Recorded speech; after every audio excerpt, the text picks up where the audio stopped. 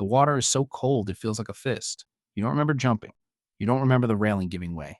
1 second you're standing at the edge of the dock, and the next you're falling through black air. Then you're under. The lake takes you. 17 feet of black, murky water. Your life jacket bobs uselessly around your chest.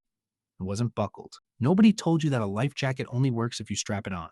You're tumbling. The surface is somewhere above you. You don't know which way is up. Your lungs are already burning. This is Lake Champlain. August. The water temperature is 62 degrees Fahrenheit. Cold enough to kill if you're unprepared. Cold enough to stop your heart. Your mouth opens. Instinct. You swallow a mouthful of lake water. It tastes like algae and rot and something ancient. You gag. More water rushes in. Now the panic sets in. Your brain is screaming. Every cell is demanding oxygen. Carbon dioxide is building up in your bloodstream, and your body doesn't know the difference between drowning and holding your breath. It just knows it's dying. You're clawing upward. Your arms are moving, but nothing is happening. You're not rising. The life jacket is pushing your face down, not up. You are trying to swim to the surface, and the jacket is dragging you toward the bottom. Time does something strange. Have you been under for 10 seconds? An hour. Your brain is starting to misfire. You feel calm, peaceful. This is the hypoxia talking. Your neurons are shutting down one by one. The lack of oxygen is stripping away your fear. This is the part that scares people who study drowning. The drowning person often stops struggling. They don't thrash. They don't scream. They go still. You're not there yet. You're still fighting. Your hands are scraping against rocks at the bottom of the lake. Algae, slimy, cold. Your fingernails are breaking on the stone. You find something to push off of.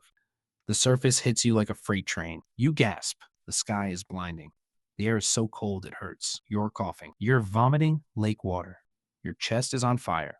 You're gasping and choking and alive. You have been under for approximately 90 seconds. 90 seconds. That is how long it takes for a human body to start dying. Dr. John Pern, who studied drowning for 40 years, documented what happens in those 90 seconds. At 30 seconds, you lose your ability to hold your breath voluntarily. At 60 seconds, your coordination fails. Your limbs stop obeying you.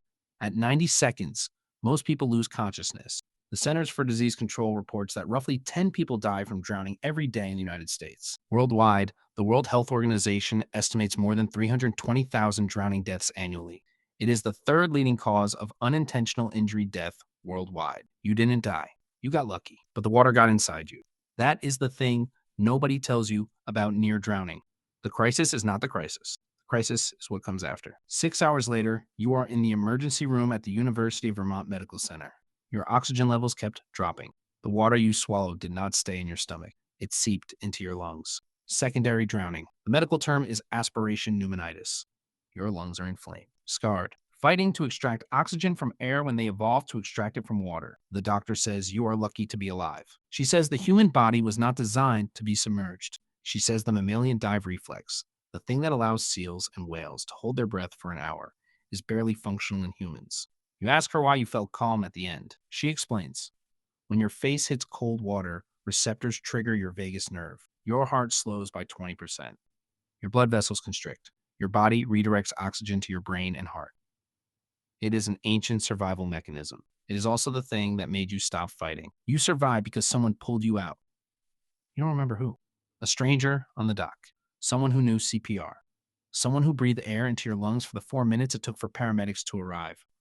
4 minutes without oxygen. That is the window. The window before brain damage begins, before the cells of your cortex start dying, before you become someone else or no one at all. Dr. Robert Newmar, a neurologist who studies cardiac arrest, estimates that for every minute without CPR, survival chances drop by 10%.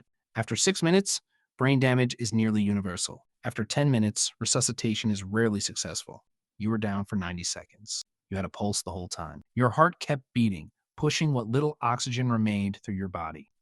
That is the only reason you are sitting in this hospital bed. That, and the stranger who didn't hesitate.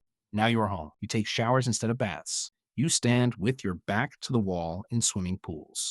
You flinch when water touches your face. The therapist calls it a specific phobia, aquaphobia, fear of water. But that is not quite right. You are not afraid of water.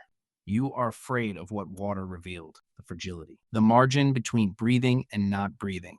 The fact that your entire existence hinged on 90 seconds and 90 seconds of bad luck and a life jacket that wasn't buckled. There is a word for people who have nearly died: survivors. But the word feels borrowed. You did not survive anything. You were rescued. You were given a second chance by a stranger who knew what to do. The American Heart Association says that bystander CPR can double or triple survival rates after cardiac arrest. Less than half of cardiac arrest victims receive CPR from a bystander. In most cases, nobody helps. Nobody knows how. You think about this often. The randomness of it, the luck. You were at a public dock. There was a crowd. Someone knew CPR. If you had been swimming alone, you would be dead. The United States Life-Saving Association reports that 60% of drowning deaths occur within 10 feet of safety. Victims can touch the bottom of the pool. They can reach the wall. They are close enough to save themselves, and still they drown. Panic, exhaustion, the body betraying the brain. You know this feeling now. You lived it. 1 year later, you take a swimming class. The instructor is patient. She starts in shallow water. She teaches you to float, to trust the water, to let your body relax instead of fight. It takes months. The fear does not go away. It dulls. It becomes something you can live alongside. But sometimes, late at night, you still feel the cold, the pressure, the darkness closing in. You feel your lungs seizing. You feel yourself clawing upward. You feel the 90 seconds that almost ended you, and you remember, you are still here because someone pulled you out. Someone breathed for you. Someone did not look away. That is what drowning teaches you. It is not about water. It is not about fear.